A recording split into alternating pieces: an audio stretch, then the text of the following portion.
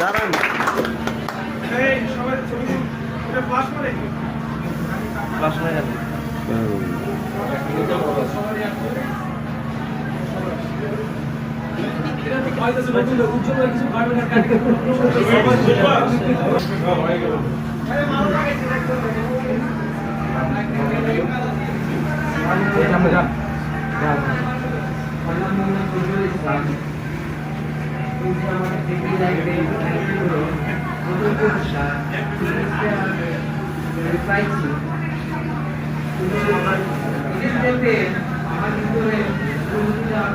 খুবই ভালো, আমি কখনো ভাবিনি যে রেফারেন্ডের মাধ্যমে সাথে আমি পাবো।